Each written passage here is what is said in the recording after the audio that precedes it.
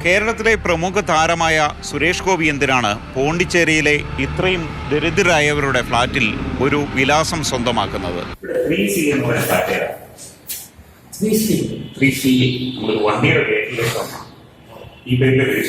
സുരേഷ് ഗോപി പുതുച്ചേരിയിൽ വാഹനങ്ങൾ രജിസ്റ്റർ ചെയ്ത് നികുതി വെട്ടിപ്പ് നടത്തുന്നതിന്റെ പിന്നാമ്പുറങ്ങൾ മാതൃഭൂമി ന്യൂസാണ് പുറത്തു കൊണ്ടുവന്നത്.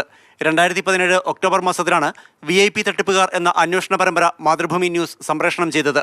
സുരേഷ് ഗോപിയുടെ വാഹനം രജിസ്റ്റർ ചെയ്ത പുതുച്ചേരിയിലെ വിലാസം മാതൃഭൂമി ന്യൂസ് സംഘം കണ്ടെത്തി. 80 ലക്ഷം രൂപ വിലയുള്ള ആഡംബര വാഹനമാണ് 2010 സുരേഷ് ഗോപി പുതുച്ചേരിയിലെ വിലാസത്തിൽ രജിസ്റ്റർ ചെയ്തത്. കേരളത്തിൽ രജിസ്റ്റർ ചെയ്തിരുന്നുവെങ്കിൽ 15 ലക്ഷത്തോളം രൂപ സംസ്ഥാന ഖജനാവിലെത്തുമായിരുന്നു. ഇത്തരത്തിൽ നികുതി വെട്ടിക്കാനായി നിരവധി പേർ വാഹനങ്ങൾ പുതുച്ചേരിയിൽ രജിസ്റ്റർ ചെയ്യുന്നത് സംസ്ഥാനത്തിനുണ്ടാകുന്ന സാമ്പത്തിക നഷ്ടം വ്യാപക ചർച്ചയായതോടെയാണ് വിവിധ വകുപ്പുകൾ അനങ്ങിയത്.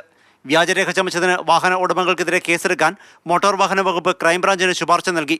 ക്രൈംബ്രാഞ്ച് കേസെടുത്ത് അന്വേഷണം പൂർത്തിയാക്കി എറണാകുളം ACJM കോടതിയിൽ കുറ്റപത്രം നൽകി. ഇതിനിടെ സുരേഷ് ഗോപി കേസിൽ ജാമ്യമെടുത്തു. പിന്നാലെയാണ് കേസ് റദ്ദാക്കണമെന്നാവശ്യപ്പെട്ട് സുരേഷ് ഗോപി കോടതിയെ സമീപിച്ചത്. ഈ ആവശ്യമാണ് ACJM കോടതി തള്ളിയത്.